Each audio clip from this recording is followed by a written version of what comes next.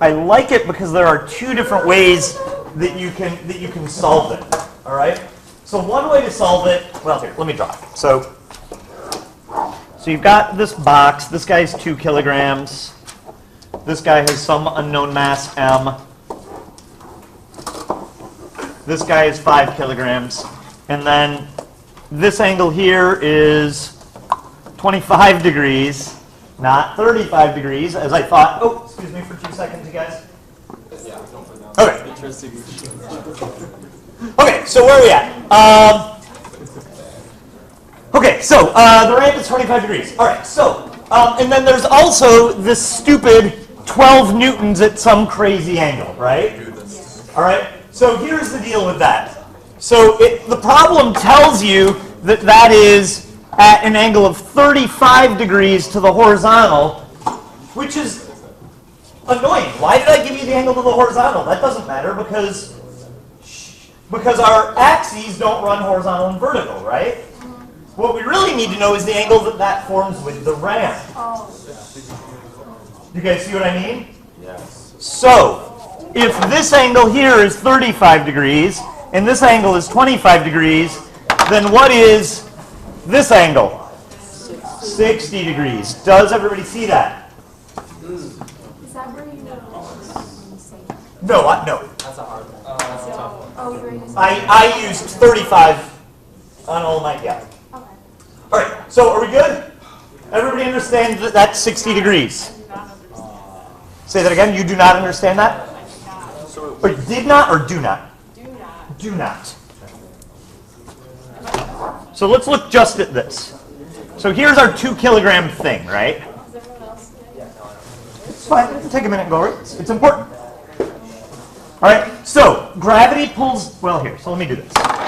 So here's our coordinate system, right? Here's our perpendicular axis. Here's our parallel axis, right? You good? Everybody good? Guys, can we cool the side conversations, please? All right, so here we go. So this angle here is 25 degrees, right? The problem tells you that Roy or somebody pulls on this thing with a force this way, but the direction that this 12 newtons is, the problem describes it, and it says, oh, well, that is at a 35 degree angle to the horizontal, not 35 degrees to the ramp. Because of alternate interior. There you go. So because of alternate interior angles, this is 25. Follow? Which means that this whole mess here is 60 degrees. Better? Yeah. Is everybody good? Yeah, Zach. So, I guess I kind of did it using 2 triangles from that. Is there an easier way to do it? Yes. Okay. Yeah, so let me finish. All right, so is everybody good with the fact that that yellow angle that I just drew there is 60 degrees? Everybody good with that? Yeah. All right, here, let me do this. 60 degrees. Good? All right, so now what we need to do is we need to draw the triangle that corresponds with it. So, remember, I want my triangle to be lined up with my coordinate system, and my coordinate system is the blue perpendicular parallel, right? So, here's my parallel component. Notice how I labeled that. That's F parallel, not FG parallel, F parallel, where F is the 12 newtons. Follow? Yep. And then there's a perpendicular component that runs this way, F perpendicular. And here's my 60 degrees. Follow? All right, so let me pause there for a minute. Does that make sense? Okay, cool. So when you find those components, the perpendicular one is going to be 12 times the sine of 60, and the parallel is going to be 12 times the cosine of 60. Bless you. Does that all make sense, you guys?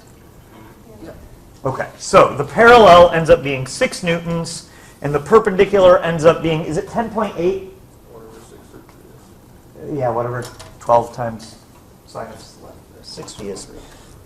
12 sine 60, yeah, 10.4. Good? All right, so we're going to need it eventually. Let's make kind of a neater free body diagram then of this block. So now what we've got is we've got... Everybody good with what I got up here? Can I shrink all this? Yeah. Maggie, you good? Yeah? Okay. All right, so... All right, so here's our ramp. We got a 2 kilogram thing. So those two forces we just found, F parallel is -6 newtons. F perpendicular we just found is 10.4 newtons. Good? Yep. And then I've also got my force of gravity that I need to resolve into components, right? So, to find that force of gravity, I'm going to do Fg sine theta and Fg cosine theta. What do I use for my theta? 25 degrees, right? Not 35 degrees, which is what I did, and not 60 degrees, okay?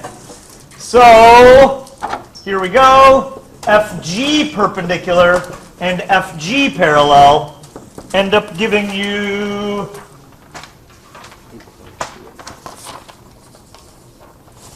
Where did I end up writing down that last answer? Oh. Sorry, guys, I'm sucking today. 19.6 times the sine of 25. So this one gives you 8.3. Yep. Do you have the perpendicular one too, Josh, by any chance? Yeah, 17.76. 17.76, that's not right. Oops. 17.76? Yes. All right, oops. All right, God bless it. All right, everybody good?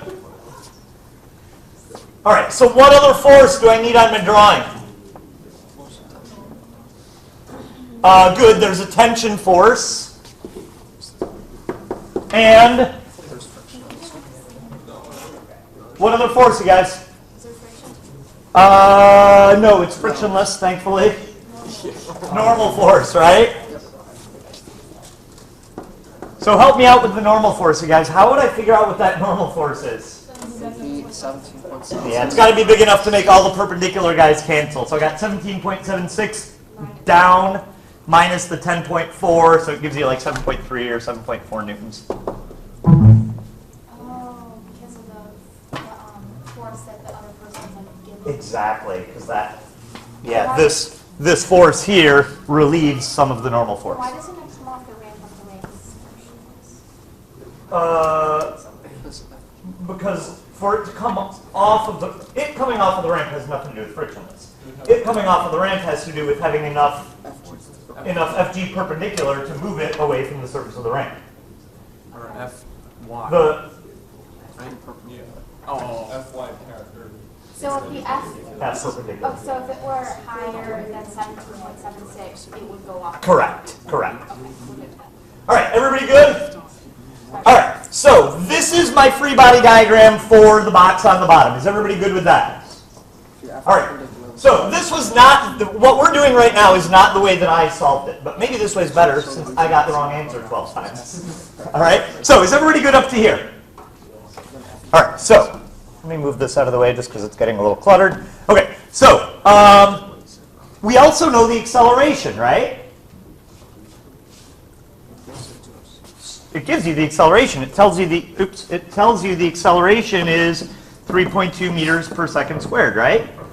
All right, so do you guys see where we're going to go from here? We've got our acceleration. We've got all of our forces except one. So what am I going to write? Net force equals Net force equals net force, right?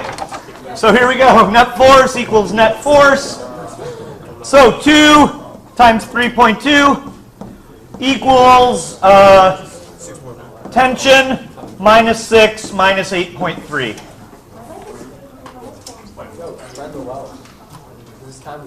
Good? And solve for a tension force. We're going to take a third one because Justin's so long. All right. Wow, he didn't want one. Okay. All right. Are we good, you guys, or no?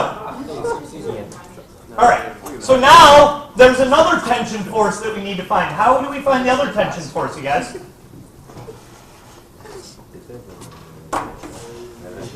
Oh, this is.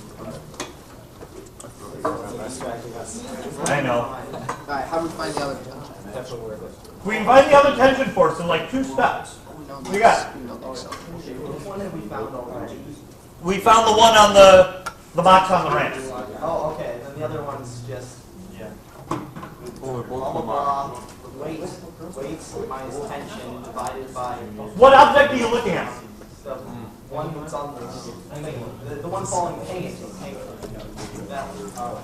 Alright. So, to find the other tension force, we got a 5 kilogram thing, right? You know your force of gravity is negative 49 newtons. You know your acceleration is negative 3.2 meters a second squared. Thank you. Ooh, neat. I'm going to eat those. Thank you, Mr. Hiker. You're welcome. I'll tell my wife and say thanks too, because that's really her, not me. Okay, so everybody good? Okay. So again, net force equals net force. You can find your tension. Good. Yes. Problems? Do we want to finish this? Or are we sick of this? All right. Let me just say this. So what we just did totally works. Is the other way any easier? Let's just keep it like this. I like this one. All right. Cool. All I would right. like So. to put another option. So the other option is to look at the system as a whole, and you can write a net force equals net force Well, I equation. like doing it that way. That was how I did it, and just, whatever. Okay, so here we go. What else do we need to look at? I'm sorry.